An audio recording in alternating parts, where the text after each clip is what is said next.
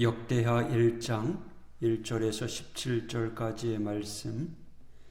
다윗의 아들 솔로몬의 왕위가 견고하여 가며 그의 하나님 여호와께서 그와 함께 하사 심히 창대하게 하시니라.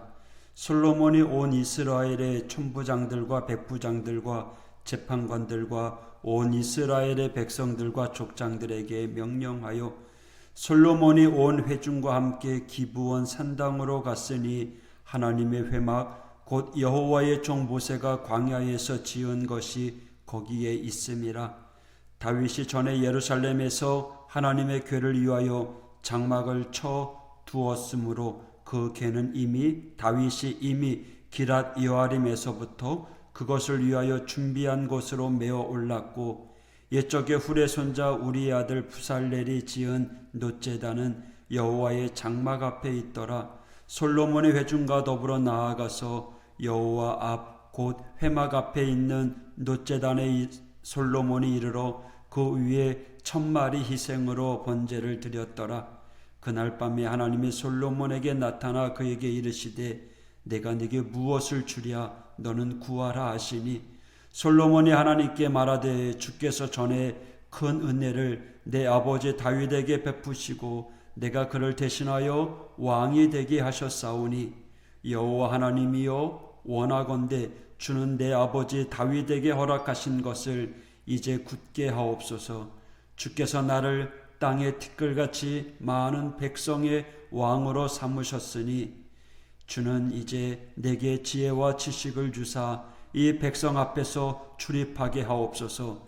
이렇게 많은 주의 백성을 네가 능히 재판하리이까 하니, 하나님이 솔로몬에게 이르시되 이런 마음이 네게 있어서 부나 재물이나 영광이나 원수의 생명 멸하기를 구하지 아니하며 장수도 구하지 아니하고 오직 내가 네게 다스리게 한 내 백성을 재판하기 위하여 지혜와 지식을 구하였으니, 그러므로 내가 네게 지혜와 지식을 주고 부와 재물과 영광도 주리니 네 전의 왕들도 이런 일이 없었거니와 네 후에도 이런 일이 없으리라 하시니라.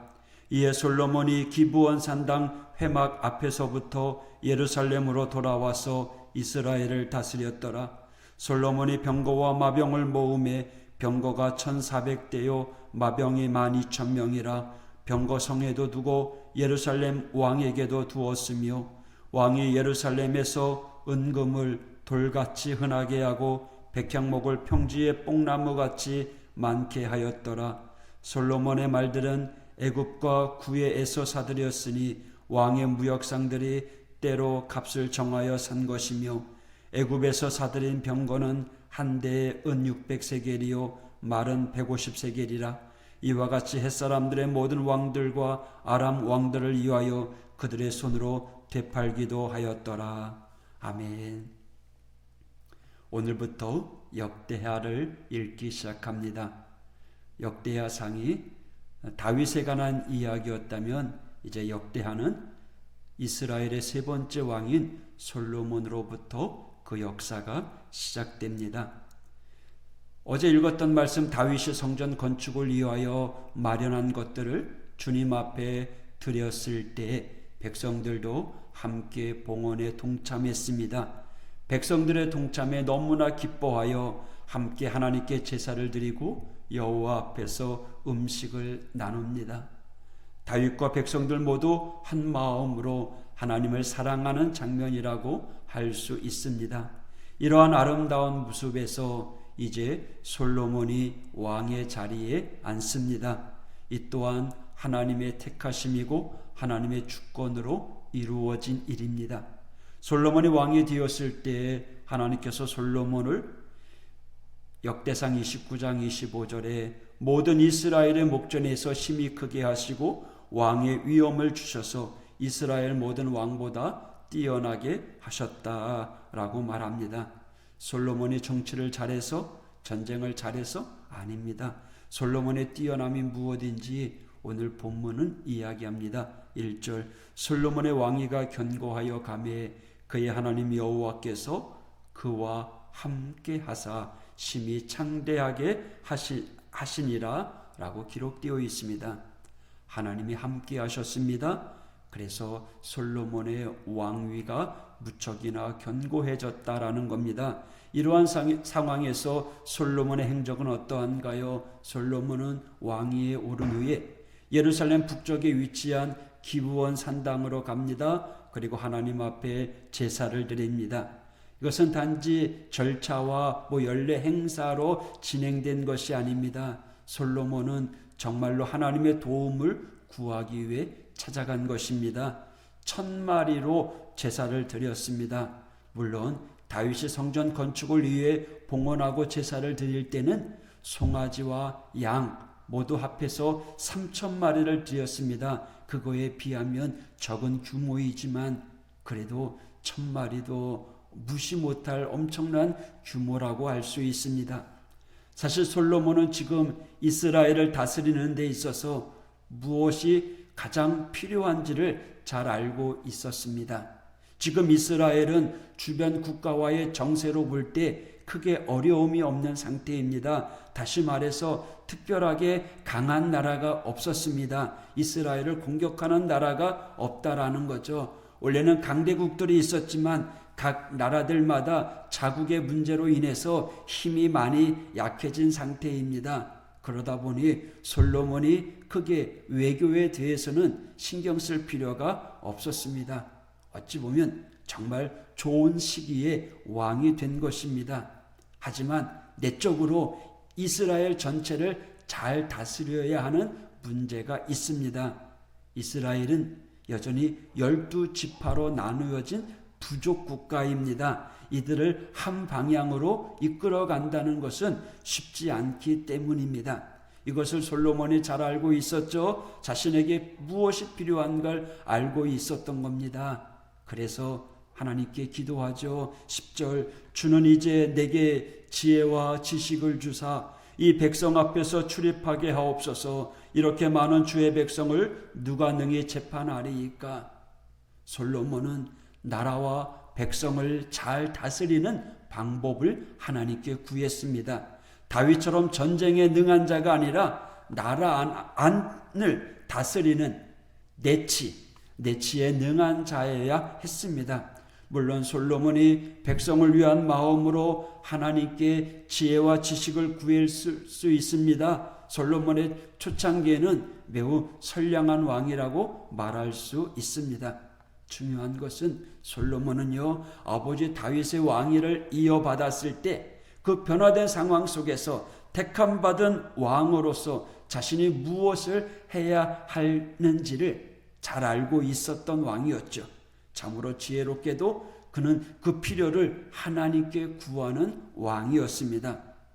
한편 솔로몬은 명석하고 지혜로웠다라고 볼 수 있습니다. 그렇게 지혜로운 그가 하나님께 또 지혜를 구하는 겁니다.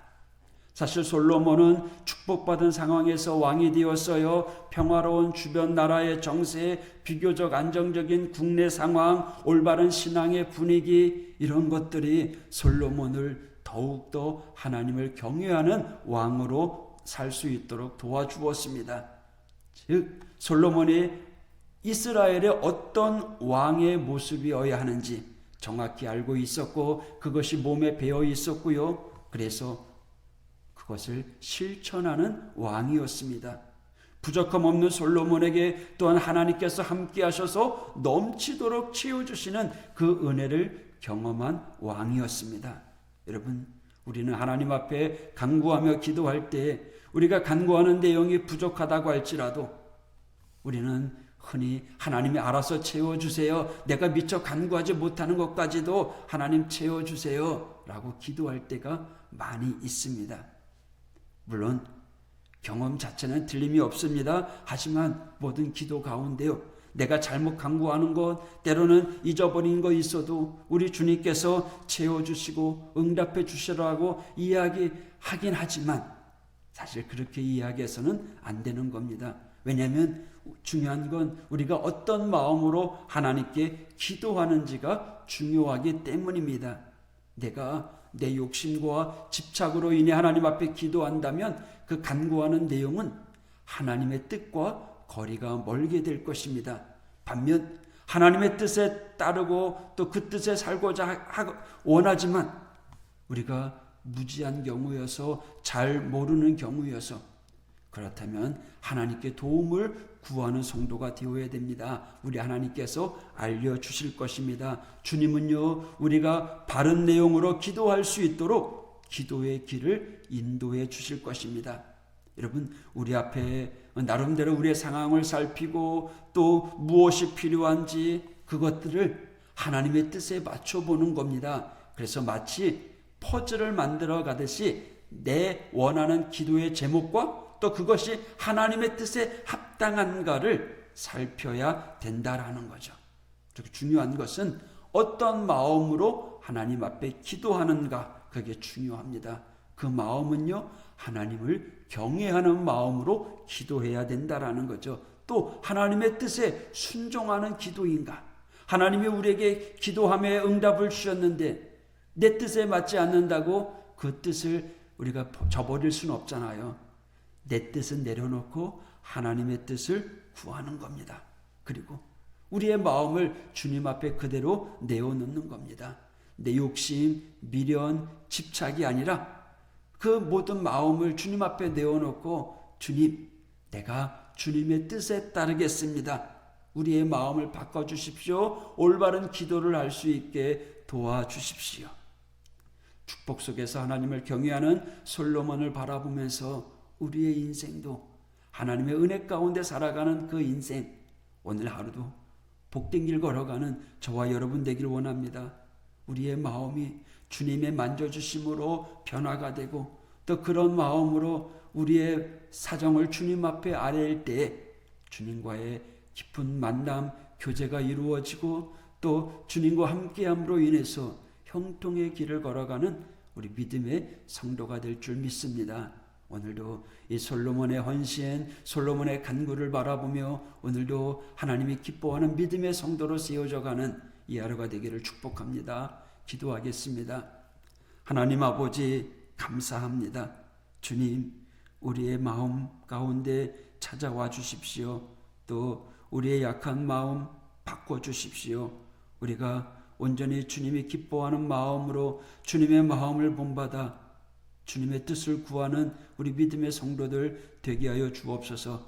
오늘도 우리에게 생명을 주시고 은혜를 주시고 이 하루를 살아가게 하여 주신 좋으신 아버지 하나님, 오늘도 하나님의 영광 드러내며 살아가는 복된 하루, 승리의 하루가 되게 하여 주옵소서. 오늘도 우리의 발걸음을 동행하여 주시고 오늘도 우리의 입술로 믿음의 말, 감사의 말, 축복의 말을 하는 하나님의 성도들 되게 하여 주옵소서. 예수님 이름으로 간구하며 기도하였습니다. 아멘.